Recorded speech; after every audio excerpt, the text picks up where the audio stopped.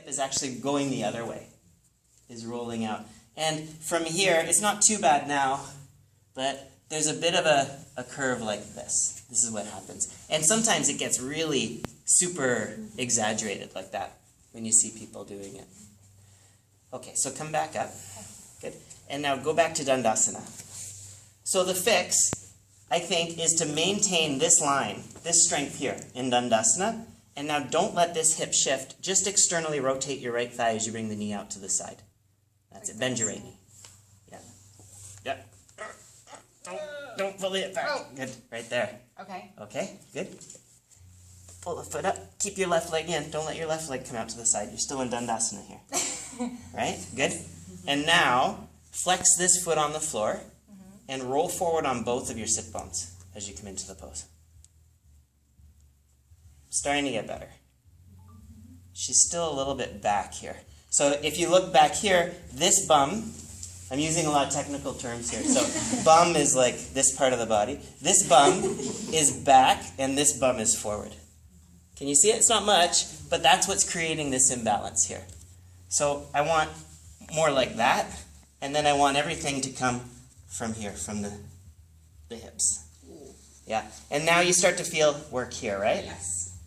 Do you know what this is? Piriformis. Piriformis, yeah. It's part of the deep six, the external rotators. Piriformis is a magic muscle. It's also an internal rotator when your body comes past a certain angle going forward, 40 degrees or something. So she used the piriformis to get into the pose, sitting up to bend this knee, externally rotating. And then as she's going forward, the piriformis is engaging to bring her down.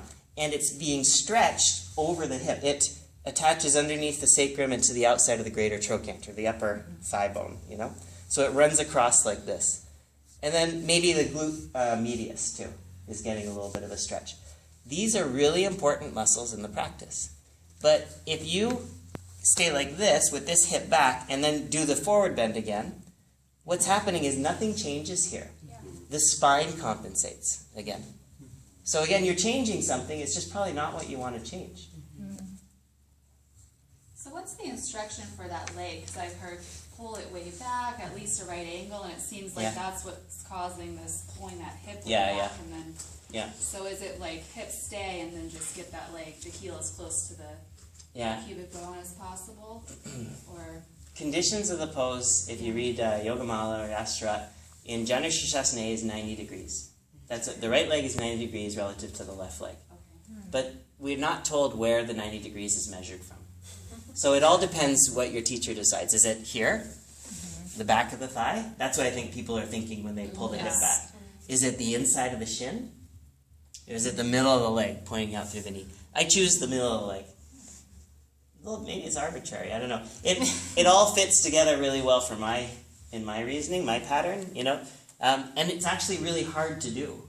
Janu sirsasana A is hard to do if you're doing that. If you're trying to keep your hips level and then bring this right knee only out to the side, it's actually a really deep external rotation to get into position. So much work. And then to come forward, it's a ton of engagement in the inner hip and a deep stretch in the outside of the hip again.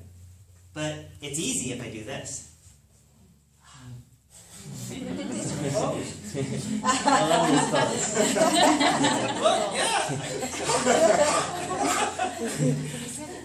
Yeah, so I think I use it from the knee. So A is 90, B is 85, C is 45 degrees. Yeah, and I do it from here. And if someone's here with their hips level, then I think the work isn't necessarily that they have to pull back. It's that they have to get better at externally rotating, coming in. And how are you going to get better at that? You tone the external rotators. You stretch them, and you get good at getting control over them. Yeah. So when you adjust that, you adjust it from behind, you just even the hips out? Yeah, that's the first thing I do. So it's a little, I'm very grabby. So first I'm looking for that Dandasana shape. Right. That's the first thing. And now going forward, I'm going to encourage the right hip to roll forward as well. So both the hips, same thing we were just doing there. And then if I want to kind of drive the point home, this is what you're going to do to each other. I try to isolate the piriformis. It's a pressure point. Uh-huh. Yeah. A lot of the time, people want to turn around and punch me in the face at this point.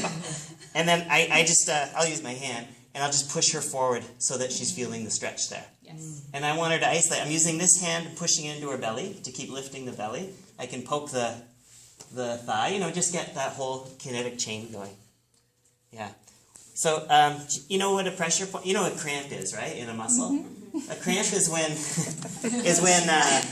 some of the threads of fiber